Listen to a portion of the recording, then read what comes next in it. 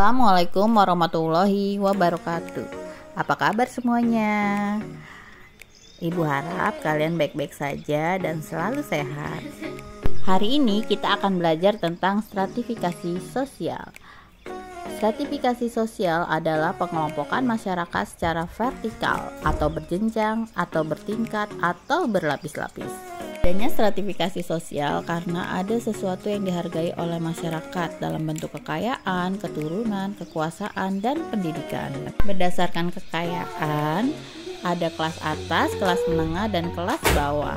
Kelas atas lebih dihargai daripada kelas bawah, atau orang kaya lebih dihargai daripada orang miskin.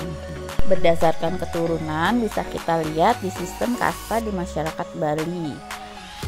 Brahmana lebih dihargai daripada kesatria, begitu pula kesatria lebih dihargai daripada waisa.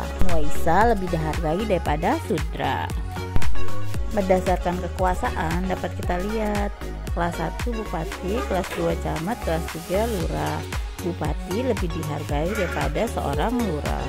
Berdasarkan pendidikan, lulusan SMA lebih dihargai daripada lulusan SMP, dan lulusan S1 lebih dihargai daripada lulusan SMA. Selanjutnya, 3 sifat stratifikasi sosial. Ada stratifikasi sosial terbuka, stratifikasi sosial tertutup, dan stratifikasi sosial campuran. Pertama, stratifikasi sosial terbuka. Stratifikasi ini bersifat dinamis karena mobilitasnya sangat besar. Setiap anggota strata dapat bebas melakukan mobilitas sosial, baik vertikal maupun horizontal.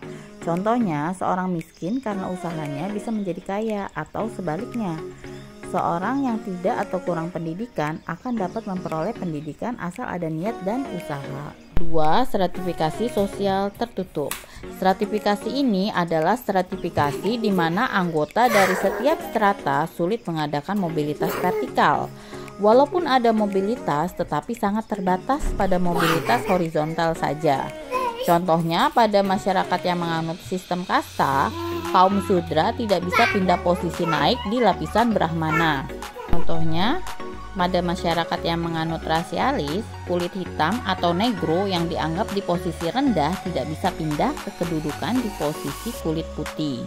Contoh lainnya pada masyarakat feodal, raja tidak bisa pindah ke posisi menjadi rakyat jelata dan sebaliknya.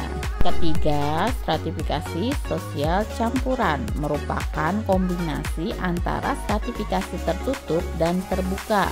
Misalnya, seorang Bali berkasta Brahmana mempunyai kedudukan terhormat di Bali. Namun, apabila ia pindah ke Jakarta menjadi buruh, ia memperoleh kedudukan rendah, maka ia harus menyesuaikan diri dengan aturan kelompok masyarakat di Jakarta.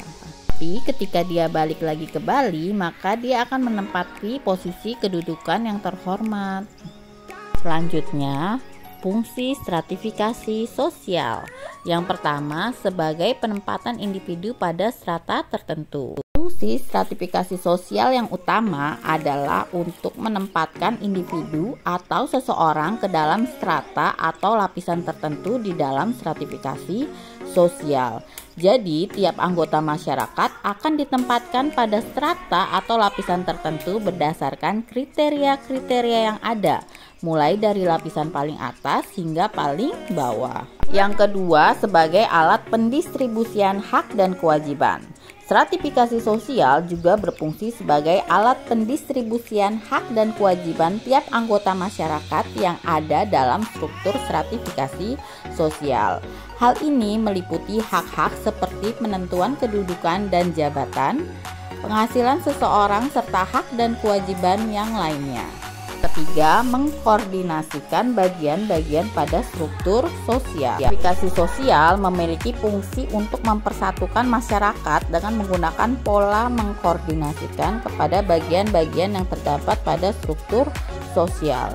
Tentu gunanya adalah untuk mencapai tujuan yang sudah ditentukan sebelumnya pada lingkungan masyarakat tertentu.